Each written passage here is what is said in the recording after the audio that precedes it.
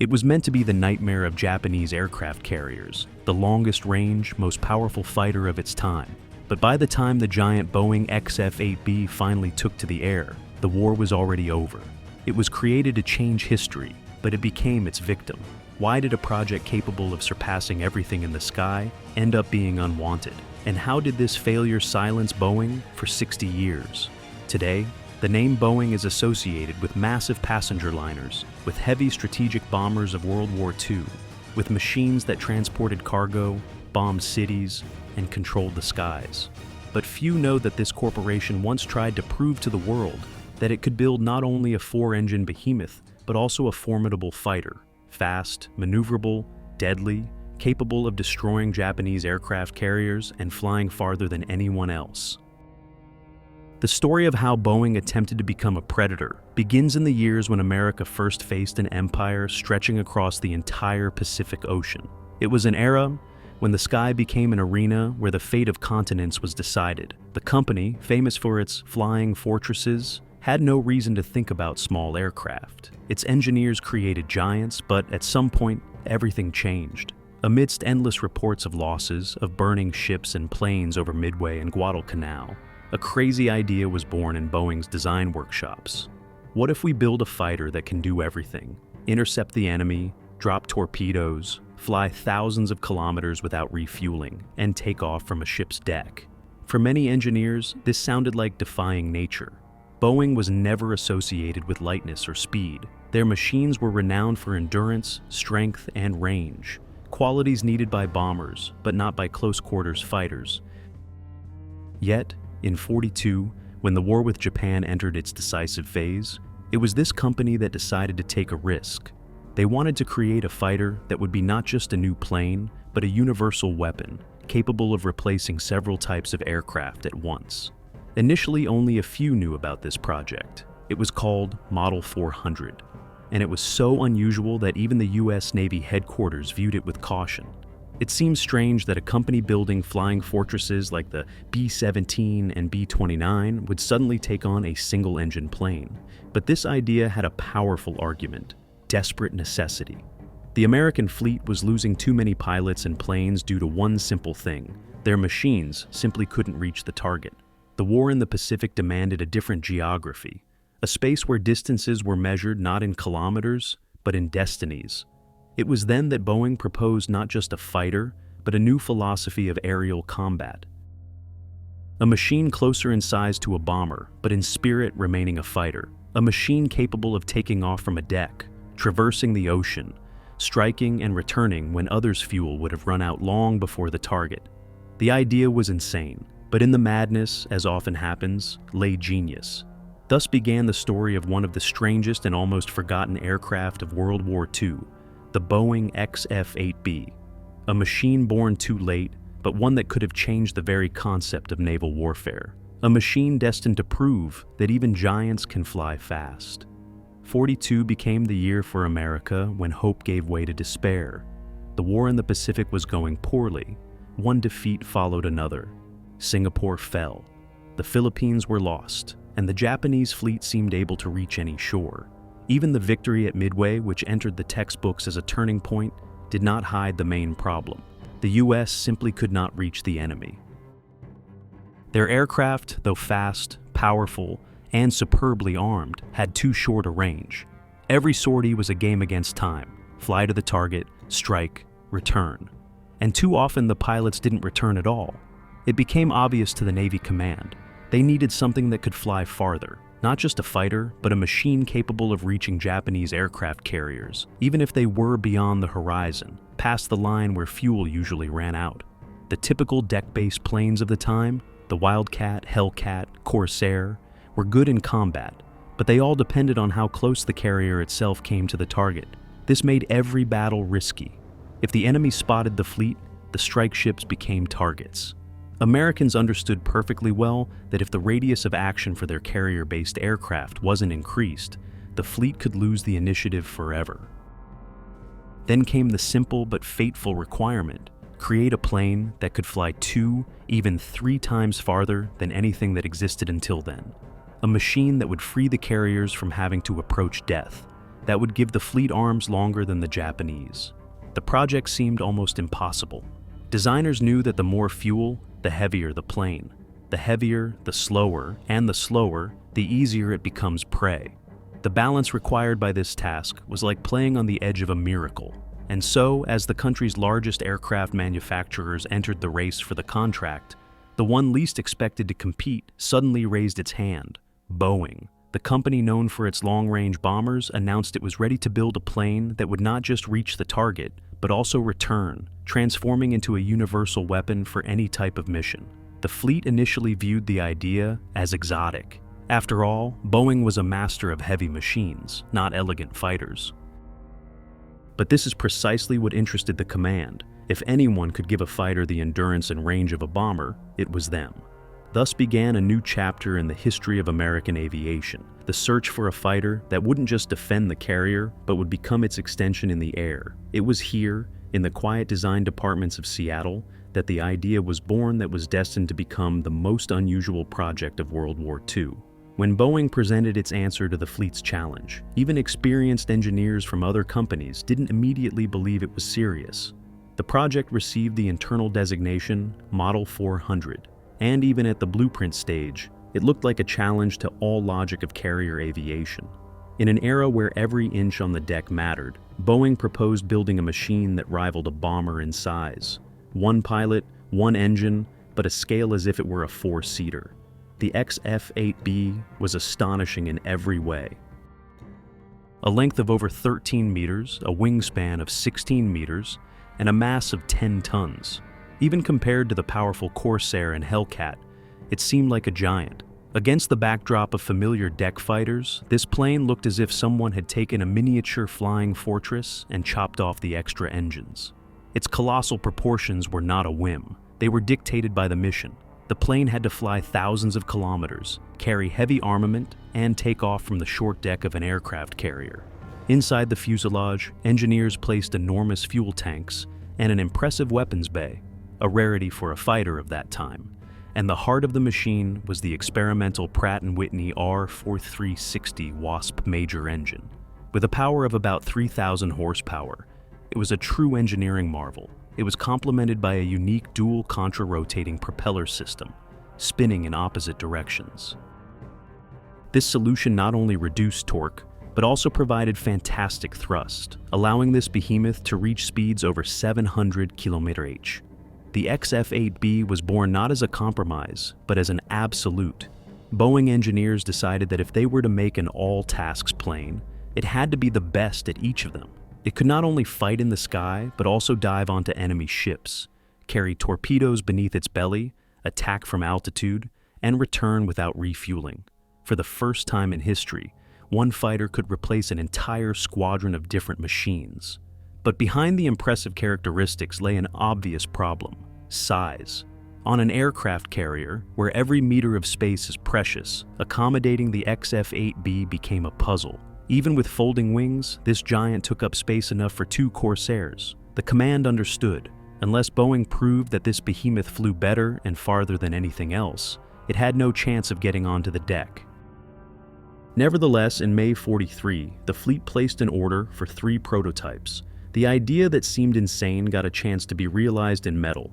At the Seattle factories, they began assembling what the world hadn't seen: a fighter capable of being a bomber, an interceptor, and an attack aircraft simultaneously. Lathes hummed in the workshops, engineers debated through the nights, and the Model 400 project gradually transformed into the XF8B, a symbol of ambitions that were ahead of their time. The XF8B was conceived not just as another plane, it was a manifesto of Boeing's capabilities. The machine, which engineers called 5-in-1, was supposed to erase the boundaries between aviation classes. It combined the speed of a fighter, the might of an attack aircraft, the accuracy of a dive bomber, the power of a torpedo bomber, and the endurance of a heavy bomber. It was intended to be the ideal solution for a fleet tired of dragging dozens of different types of aircraft onto its decks. Now, everything could be replaced by one universal machine. In technical reports, it looked impressive. Speed of about 720 km/h and up to 750 km/h in emergency mode. a flight range of up to 5,500 kilometers with external tanks. The XF8B could carry up to 3 tons of armament, including 2 large torpedoes or a combination of bombs and rockets. Its 6-cannon armament was comparable to the most powerful American machines, yet it could perform missions unavailable to them in terms of altitude or distance. To the fleet, this sounded like a dream. One aircraft capable of guarding, attacking, covering, and bombing. Boeing confidently stated that the XF8B could operate in any role, from hunting Japanese bombers to striking bases on the mainland. Engineers even added an internal bomb bay, which allowed for increasing the fuel reserve or replacing it with additional armament. For the first time, a single-seat aircraft had internal space comparable to a light bomber. But this versatility concealed a downside. The more tasks, the more complex the execution. Huge tanks, a complex wing-folding system, a multi-mode power plant. All this turned the XF8B into a technological monster that required no less maintenance than 4 engine giants. And while it looked perfect on paper, in reality, every detail demanded jewel-like precision. The plane became too heavy for comfortable operation on carriers. Its enormous engine provided power, but created a monstrous load on the structure. During takeoff, the XF8B required perfect balancing. The slightest pilot error could cost the machine. On the ground, engineers discovered new problems. The complex mechanics of the folding wings and the massive landing gear needed constant refinement. Yet, despite the difficulties, the project moved forward. Boeing understood that if this behemoth flew and showed what it was capable of, it would change the rules of the game. But time was moving inexorably, and while the engineers wrestled with weight and mechanics, a new era was already beginning to dawn on the horizon. An era where propellers were slowly giving way to jet streams. However, back in the mid-40s, no one yet knew that the future was creeping up so closely, and that the XF8B would have to fight not enemies in the sky, but its own time. When the first XF8B was finally rolled out of the hangar in November '44, the war was already taking its last breaths. America was advancing on all fronts. The Japanese fleet was losing ship after ship, and Boeing engineers were only preparing their giant for its first flight. It looked magnificent. Shining metal, dual propellers, elegantly folded wings. It was a true embodiment of power and ambition, but time was already working against it. The first flight took place at the end of November. The plane lifted off the ground heavily but surely. It was a miracle considering its size. Pilots noted its stability and power, although control during banking seemed overly stiff. At high speeds, the XF8B felt like a true predator, but at low speeds, it demanded attention and experience from the pilot. The first weak points became apparent during testing. During taxiing, the landing gear malfunctioned and one of the propeller blades bent against the concrete. The plane was sent for repair. 19 days later, it was back in the air. Then came the turn of the engine. Its monstrous Pratt & Whitney power plant, which delivered almost 3,000 horsepower, proved capricious. Overheating, leaks, vibrations, all accompanied the tests from the very beginning. When the machine took to the sky again, engineers already knew. A long road to perfection lay ahead. But while Boeing battled technical minor details, the very context for which the XF8B was created was disappearing before their eyes. In August '45, Japan capitulated. The war map changed. And with it, the military's priorities changed. Everything the plane was designed for, long-range strikes on carriers, interception over the ocean, torpedo attacks on Japanese bases, suddenly lost its meaning. The XF8B became a weapon without an enemy, a solution to a problem that no longer existed. And yet, Boeing did not stop. The second prototype was almost ready, but without an engine. There simply weren't enough motors. The first continued to fly, gathering data and impressing pilots with its combination of power and stability. Even skeptics admitted that this machine could have become a masterpiece. But in the post-war world, where armies were cutting budgets and generals were already looking at jet technology, the bulky propeller-driven giant looked like a relic of a bygone era. The XF8B was late by only a year, but it was this year that became the abyss. The war ended, and with it, the need for a monster that could have changed its outcome. Now, It was just a reminder of how easily a grandiose idea turns into a historical anachronism if the world moves forward faster than you manage to take off. When the guns fell silent and the world finally breathed a sigh of relief, the XF8B remained standing on the runway, like a soldier who hadn't been called to the front. Its aluminum-milled forms, gigantic engine, and powerful wings were created for war, but now there was only silence around. The factories that had recently been running around the clock were cooling down, orders were canceled, contracts were revised, and yet, the fleet didn't immediately decide to scrap the plane. Too much effort and money had been invested, too many expectations were tied to the project. They decided to continue the tests. The XF8B proved to be a reliable, albeit capricious, partner in the air.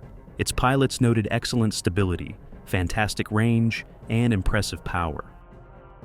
But there were details that turned every flight into a test of nerves: stiff control during banking, weak brakes, unstable engine operation. The second prototype went to the Air Force, who decided to check if this giant could be useful to them as a long-range escort fighter. The third copy was hastily assembled just to replace the damaged second one without wasting time on repairs. The tests went slowly, almost lazily. The war was over. There was no hurry. Engineers focused on eliminating flaws, changing parts, testing new propellers, and refining the cooling system. The XF8B flew better and better, as if defending its right to exist. Pilots spoke of it with respect, a heavy but obedient machine, powerful but predictable. It seemed that, in a little while, Boeing would finally prove that even a giant could be a fighter. But time had ceased to be their ally. While engineers were finishing the last screws and adjusting the controls, the first jet silhouettes were appearing in the sky. They were noisy, fuel-hungry, and unpredictable, but their roar held the future. The air no longer belonged to propellers. The Air Force and Navy were already preparing testing programs for new jet machines, and laboratories were discussing the transition to jet engines, which promised speeds the XF8B could only dream of. Against the backdrop of these changes, the plane, once conceived as the pinnacle of engineering, began to turn into a museum exhibit even before its tests were completed. It was a product too late for a world that was changing too fast. And although every flight confirmed that the machine was outstanding, the whistle of jet turbines was increasingly heard over the runway, a sound that meant the age of propellers was definitively ending. The XF8B became a victim of a watershed moment in aviation history. It was late by only a year, but this year proved fatal. The world was rapidly entering the age of jet engines. Where propellers once roared, turbines now hummed, and the sky filled with a new sound, a whistle that heralded the sunset of the piston era. Even the most perfect propeller-driven machines suddenly seemed like yesterday's news. Their place was taken by jet fighters, faster, lighter, deadlier. The XF8B, no matter how powerful it was, could not defeat time. Its 3,000 horsepower engine, once considered the peak of engineering art, now seemed like a bulky relic. The range and payload, once seen as an advantage, ceased to impress. New aircraft could cover the same distances faster and with less cost. Even the unique 5-in-1 capabilities didn't save it. The fleet needed light fighters, not giants that took up the space of 2 Corsairs on the deck. The military made their choice without regret. The U.S. Navy considered the XF8B too large for carrier service, and the Air Force, after barely trying the machine, acknowledged that the future was not in propellers. The project was never officially closed. It simply dissolved into the new reality. The prototype stood at airfields, still smelling of fuel, but no longer wanted by anyone. Yet, this failure changed Boeing itself. The company, realizing that its place was no longer in the sky of fighters, focused on what it did best: creating heavy machines, long-range and reliable. It withdrew from the world of aerial duels and dedicated itself entirely to bombers and transport aviation. And although the XF8B project remains in history as one of the company's most ambitious experiments, its end became the beginning of a new chapter, one where Boeing ceased to be just an aircraft manufacturer and became a symbol of the global sky. But for the XF8B itself, it was a quiet demise. All 3 prototypes were soon written off and cut up for metal. Their life was short but bright, like a flash before the dawn of a new era. After this, Boeing did not return to the subject of fighters. Decades passed, one war succeeded another. Jet aircraft became faster and more complex. The world of aviation changed beyond recognition. And it was only 60 years later, in '97, when Boeing acquired McDonnell Douglas, that fate came full circle. Along with this deal, Boeing once again gained the F-15 and FA-18 fighters under its wings, the descendants of those that took the XF-8B's place. Thus concluded the story of the plane that was ahead of its time, but couldn't outrun it. It remained a shadow on the blueprints, a memory of a daring attempt to do the impossible. The XF-8B became a symbol of how even the boldest ideas can disappear if the world changes faster than you manage to take off.